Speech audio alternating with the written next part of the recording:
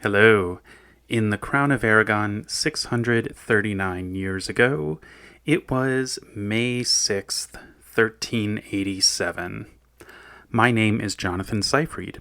I'm a PhD candidate in history at the University of New Mexico, and this is the Historian's Notebook, a podcast about how history gets made. Season 1 is titled Molt cara companiona. We're looking at a document from each day of the first year of the reign of King Joan I of Aragon and Queen Violant de Bar. Let's begin today's document.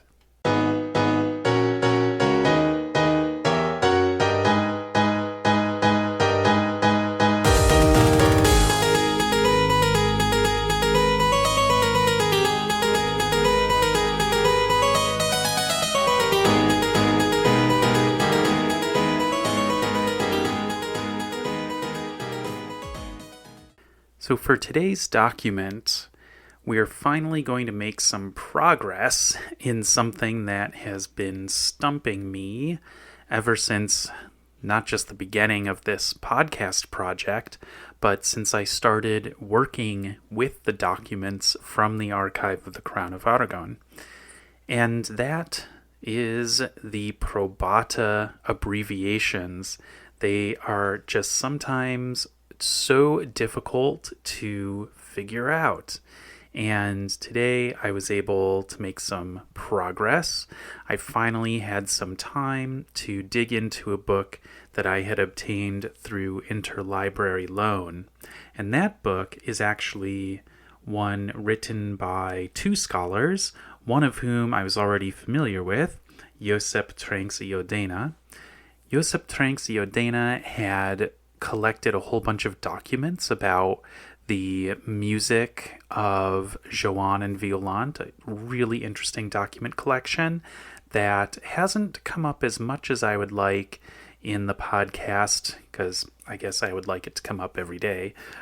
But there will be more documents from that collection. And then the other scholar who wrote the book about the Chancery, which I'm talking about in today's episode, that scholar is Antonio Maria Arago.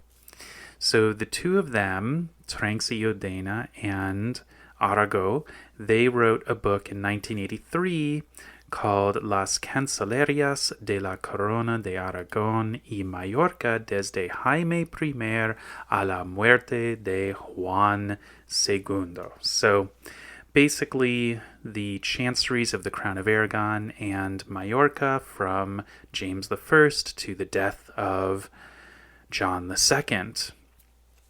I guess we would say Joan II in Catalan. So the reign of Joan I sits right in the middle of that time period. This selection that Trenks i Odena and Arago decided to write their book about, and I can't quite figure out, well, I didn't look to see why they ended it there. It has something to do with when the archival practices changed after Joan II, or maybe a dynastic end. That could be it. The Trastamaras, oh gosh, I'm not sure. But in any event, right smack in the middle of this book is some nice detailed information about the chancery practice, and there is a chart.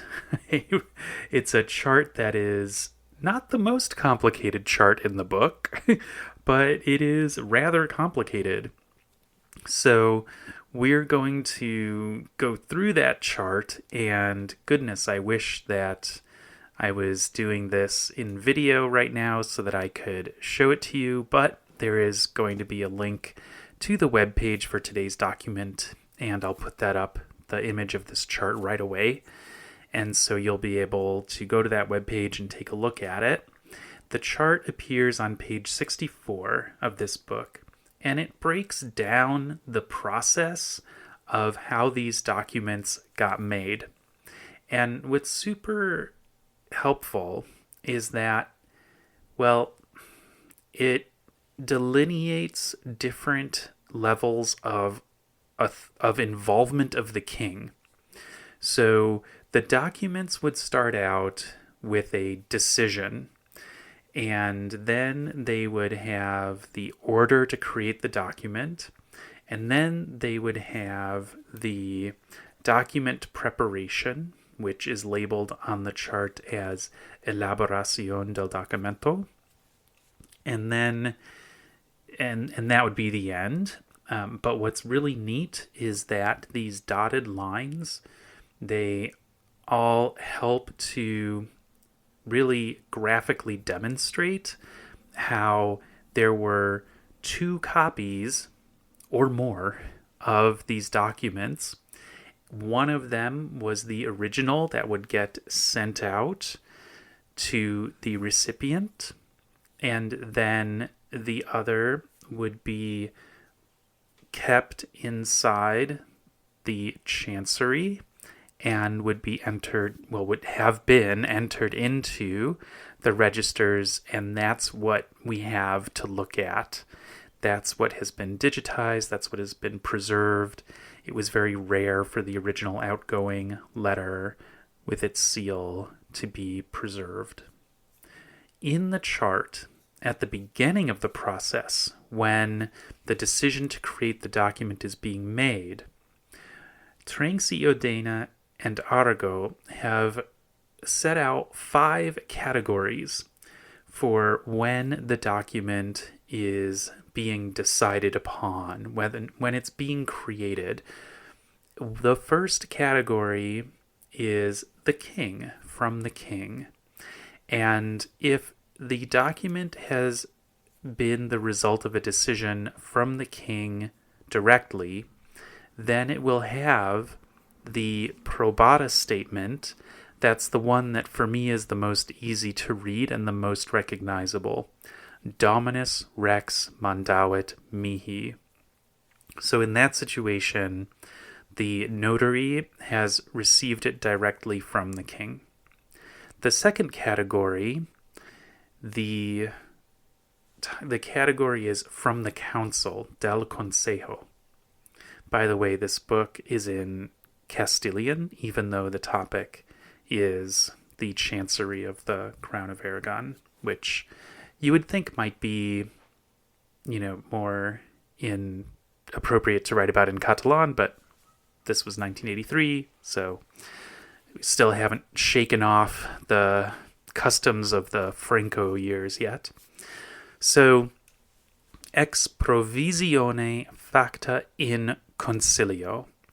So, if something was decided on in the council, then in the probata statement, you would have not Dominus Rex Mandavit Mihi, you would have instead ex provisione facta in concilio, which would mean from the provision made by the council. There's the next category of when the decision to make the document would be made. That category is del cancier / vice cancier. Oh gosh, my pronunciation. So from the chancellor or the vice chancellor.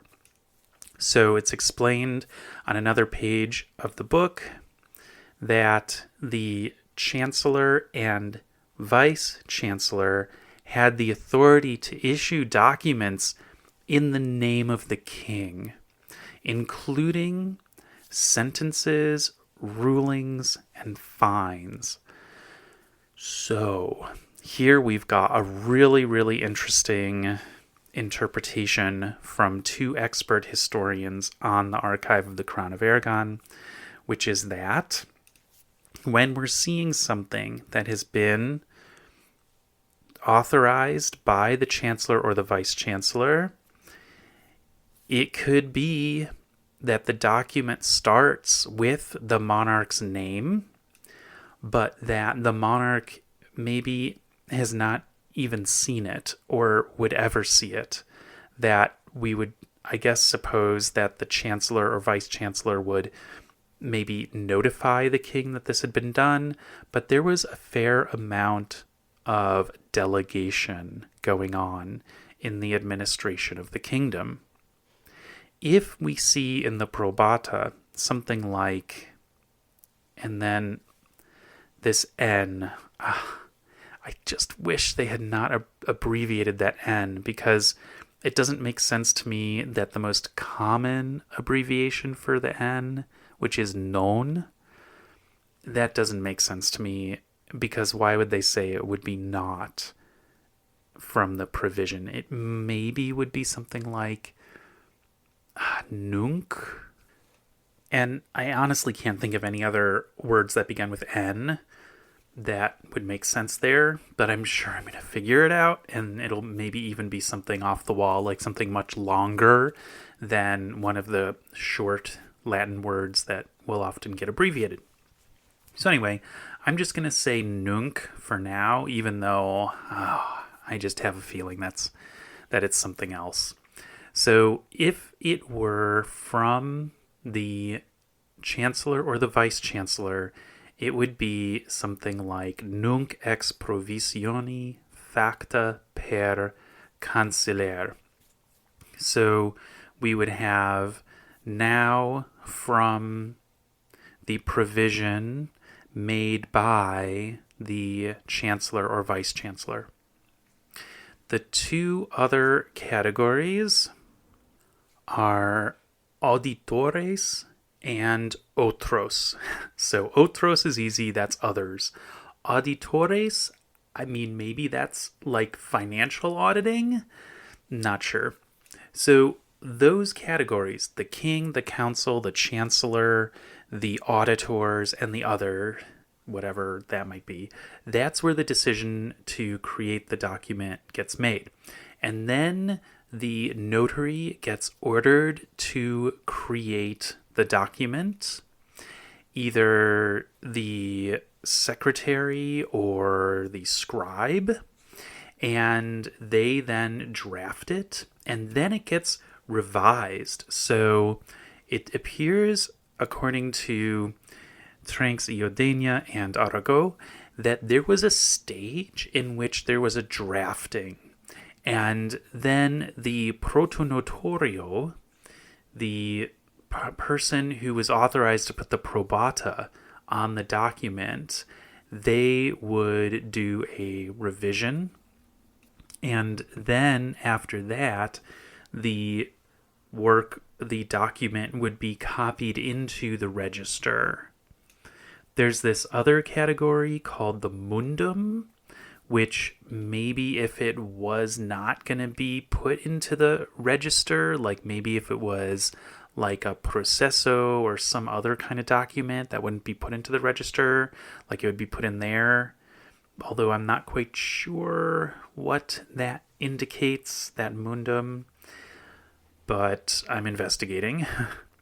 And then there's a stage where there would be, after that, some kind of, they have the probata on here twice, and I don't quite get that, but maybe I'll figure that out at some later point. Like, why would there be 2 rounds of probata? That's what it seems like is happening here, but I'll just have to figure that out. The second one is labeled as consignación de la ioso exenta. So that's something exenta. It's something like when the document is outgoing, on its way out, there'll be a probata. Ugh, not quite sure. But for as many questions as this chart raises, it really answers a whole lot. And we can put this into practice with today's document. Now, today's document is in a register, and it's like the categories for these registers, they're just kind of making me really frustrated. Because here we've got register 1867. It's not one that I really looked at a whole lot, ever. And it's because it was one that just struck me as very businessy. And here we have the source for Daniel Girona y Llagostera's pinning down of Joan's location for May 6th after he could not find anything for May 5th. And all we've got is this document to identify Joan's location as Barcelona in writing. I mean, obviously, we know he's super sick and he's not going to be going anywhere. He's not going to be traveling to Athens like he thought he might be at some point that one day that he wrote to the Council of Athens saying, "Get ready, I'm on my way." So he's in Barcelona because he's really sick. And so Daniel Girona y Llagostera is relying on a lot of the council or chancellor documents in order to say where Joan is. I'm sure that the chancellor, vice chancellor, whoever is attesting to these documents, they're not going to be putting some location that the king is not in, even though the king likely was never really aware of this document. I mean, well, maybe because of its content he might have been, but for a lot of the documents in this register, he probably would never have even given it much of a thought. Because this is stuff that was just handled in the normal humdrum business of running the kingdom, keeping the money flowing to the people who had salaries, making decisions about, what was going to be a fine or something like that. Today's document does have a little bit of a twist, though, because the document is concerning a person who we usually don't see written about. We usually see him in the probata. Today's document is about Bartolomeo Sirvent, who is one of the number one scribes, if not the number one scribe, for Violant. And so this particular document is addressed to the people who are in charge of Roussillon and Cerdagne. Oh gosh, that place name. I know that Cerdagne is someplace that I have identified before, but it's slipping my mind right now. In any event, the region that's in today southwestern France near the Pyrenees. So the addressee is the procurator and the various people in charge of that region. And the reason for this document is that Bartolomeo Sirvent, during the time that he was working for Pere the Ceremonious, he was given a particular landholding and an income from that landholding. Not sure if Bartolomeo Sirvent ever went to Roussillon, but the important thing is that he's supposed to be getting an income from there. And he's not getting it. The details of why he was not getting it, it's not clear because of my Latin. But basically, there's somebody who has not been providing Bartolomeo Sirvent with this stream of income. And the purpose of this document is to let the authorities know that they need to step in and get that money flowing to Bartolomeo Sirvent once again. So the second line ends with Salut et Gratiam, which is the conclusion of the addressee, because the person it's addressed to will have their titles and so on, and then Salutem et Gratiam. And then we have Exponere Fideli Secretario Illustris Iolandis Reginae Aragone. So it's identifying the loyal secretary of the illustrious Queen of Aragon, Yolanda, which is Violant. And then the name Bartolomeo Sirvent is at the end of line 3 going into line 4. So basically what we have here is a document that is on behalf of Bartolomeo Sirvent. He's usually the one writing the document down or authorizing it. So this is kind of an interesting turn of events. The document does start out with Johannes, etc. So it's labeled as coming from the king. But let's go down to the bottom of this document, where after we've got all the explanation of the problem that Bartolomeo Sirvent is having with this income stream and the order that the authorities in Roussillon follow up on this so that Bartolomeo gets his money. After the business of the letter is done, we've got the dating clause. Oh yeah, I was going on a little rant about how this is a particular register that gets me frustrated. Why? Because it's a commune register, which is supposed to be at the level of just, business stuff, and it doesn't seem to require any privacy. But we have here, within a commune register, we've got the secret seal. And I think the whole register is like the business of the court that nevertheless went out with the secret seal, even though it is a commune register. So why do you need the category of commune? Well, I guess if you've got curie, another type of register is curie sigillo secreto, and that would be the court, the documents of the court that go under the secret seal. Oh gosh, I'm really trying to figure this stuff out. And it's not easy. No one is really breaking it down clearly in the secondary literature. So I am just floundering as to what the difference is between these different types of registers. All right, let's get back to this document for today. Here's the dating clause. Datem Barcinone sub nostro sigillo secreto sexta die Madi anno a nativitatem Domini. And then we have the year, which ends Septimo, so 1387.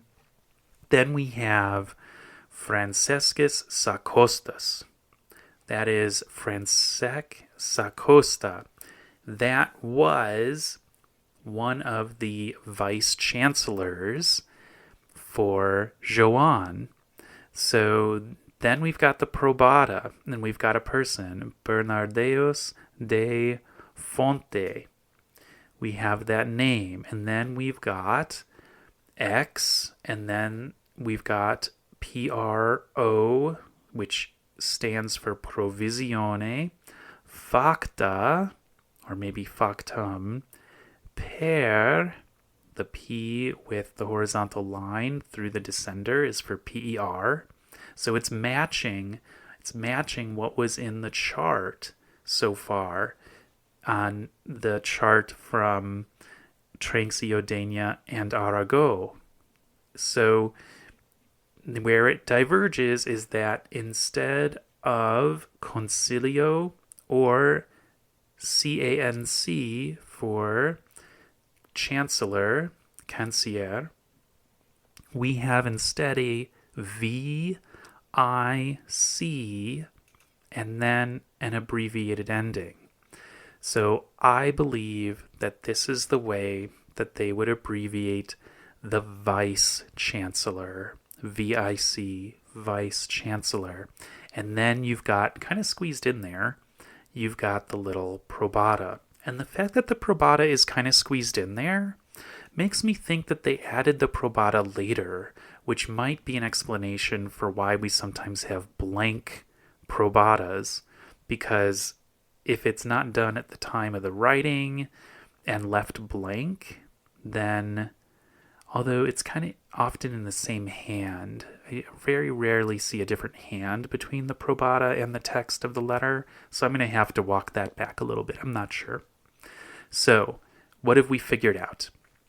We have figured out, thanks to my consultation with the book by Roussillon and Aragon, we have figured out that when we see a name after the date, that is possibly the chancellor or the vice chancellor, And then what we would expect is in the probata, we would expect to see a set of abbreviations like what we see here for ex provisione, facta, per, and then chancellor or vice chancellor, which is what we see.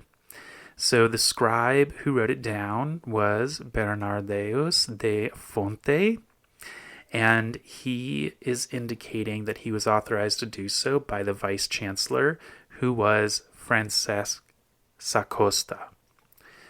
All right, this probata makes sense. We will see as we move forward whether the probata statements that we encounter in upcoming documents fall into place like this one did, or if we see some weird stuff that doesn't really match what I have learned from the helpful chart and explanation in the book from 1983 that I consulted in order to unlock this particular probata statement on this document. So we spent a lot of time with the scribes today, which I love. I actually have this dream of doing a project where I would just really find out everything about the scribes and write the history from their point of view. I did read, though, in this book by Roussillon and Aragon that there is just a real lack of information about the lives of the scribes in the late 14th century chancery of the Crown of Aragon. So that's a little sad, but we'll see what comes up and what we can infer. Thanks for listening to this episode of The Historian's Notebook, Season 1, Molt cara compagnona. If you are leaving with more questions than you arrived with, I've done my job.